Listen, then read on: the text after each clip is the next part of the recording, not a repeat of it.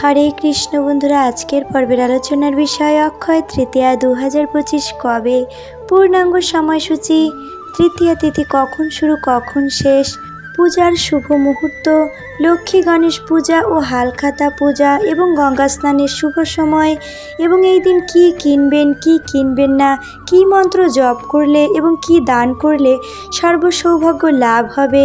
এছাড়া আমরা সকলেই জানি এই দিন সোনা রূপা কিনলে সেই সোনা অক্ষয় হয়ে থাকে।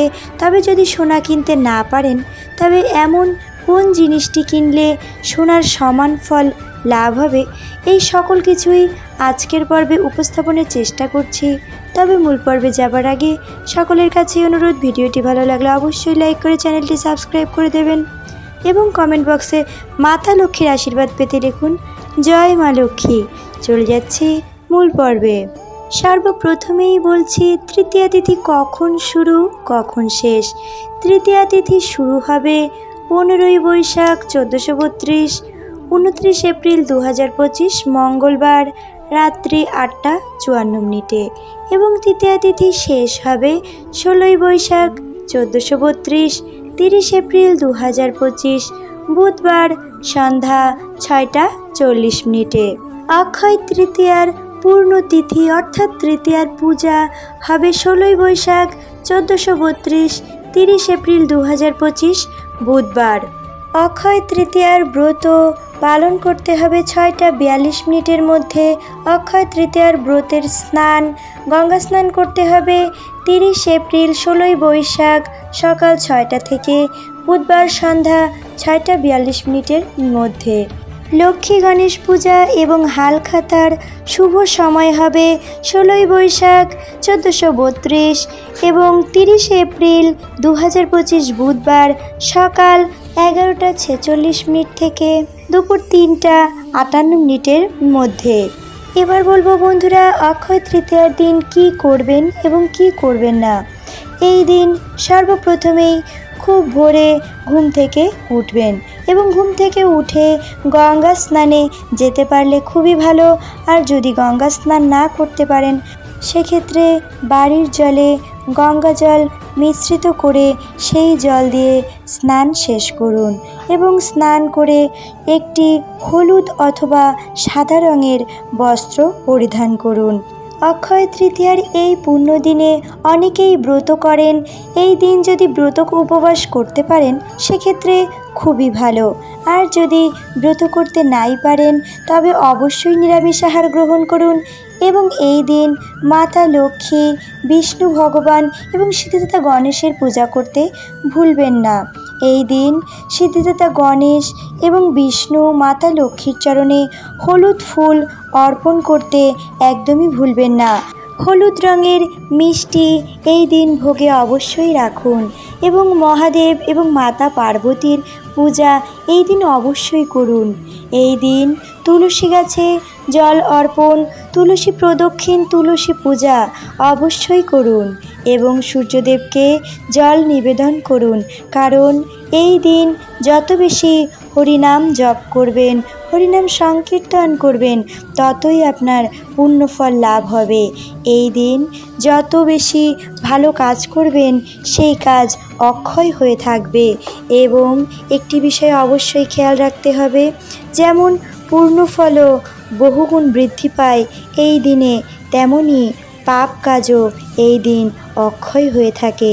তাই খুবই সাবধান বন্ধুরা, এই দিন এমন কোনো কাজ করা যাবে না যাতে পাপ বৃদ্ধি পায়। এই দিন অবশ্যই মহামৃত্যুঞ্জয় মন্ত্রটি 108 বার কমপক্ষে পাঠ করুন। তুলসী জলদান অবশ্যই করুন এবং সর্বসিদ্ধি লাভ করতে ওম হ্রিম শ্রীম লক্ষ্মী বাসুদেবায় নমঃ এই মন্ত্রটি কমপক্ষে 108 বার পাঠ করুন। ভগবদ্গীতা পাঠ করুন এবং হরিনাম কীর্তনে দিন অতিবাহিত করুন। এবং এই দিন পূজার শেষে দান করতে একদমই ভুলবেন না। এই দিনের দান অক্ষয় হয়ে থাকে। এই দিন যে জিনিসগুলো দান করতে পারেন তা হলো, এই দিন ব্রাহ্মণকে অন্ন, বস্ত্র, পাদুকা, ছত্র, জলপূর্ণ কলস এই সব কিছুই দান করতে পারেন। ব্রাহ্মণ এবং গরিব অসহায় ব্যক্তিদের এই সকল বস্তু দান করলে সেই দান অক্ষয় হয়ে থাকে। অক্ষয় তৃতীয়ার দিন কি কিনবেন এবং কি কিনবেন না, এই দিন অনেকেই মূল্যবান ধাতু যেমন সোনা রূপা এগুলো কিনে থাকেন। বলা হয়ে থাকে এই দিনে কেনা সোনা সারা জীবনের জন্য অক্ষয় হয়ে যায়।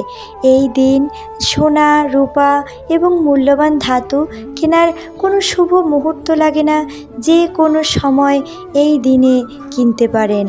যদি কেউ সোনা কিনতে অসমর্থ হয় সেক্ষেত্রে রান্নাঘরের সামান্য ধনিয়া কিনে নিয়ে আসতে পারেন।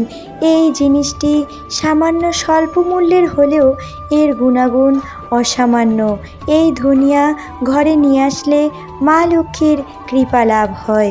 এই অক্ষয় তৃতীয়ার দিন শুধু ধনিয়াই নয়, চাল, ডাল, হলুদ এবং রান্নাঘরের সামগ্রী কেনার জন্য খুবই শুভ। এই দিন নতুন পোশাক কিনতে পারেন, তবে সেক্ষেত্রে মনে রাখতে হবে পোশাকটি যেন কালো রঙের না হয়। কালো রঙের পোশাক কেনা থেকে এই দিন বিরত থাকতে হবে এবং ধারালো অস্ত্র যেমন দা, বটি, কাঁচি এগুলো কেনার থেকে এই দিন বিরত থাকাই ভালো। এই দিন সম্ভব হলে জল রাখার পাত্র বা কলসি কিনতে পারেন। জল রাখার পাত্র কেনা এই দিন অত্যন্ত শুভ বলে মনে করা হয়। সম্ভব হলে পিতলের কলসি এই দিন অবশ্যই কিনুন। এবং বন্ধুরা, এই দিন যদি পারেন অবশ্যই সামান্য জব অবশ্যই ঘরে কিনে নিয়ে আসুন। এই জব কেনাকে সোনা কেনার সমান মনে করা হয়েছে। এই জব কিনে এনে এই দিন মাতা লক্ষ্মী এবং বিষ্ণু ভগবানের চরণে অর্পণ করে সেই জব সুরক্ষিতভাবে নিজের রান্নাঘরে রেখে দিন।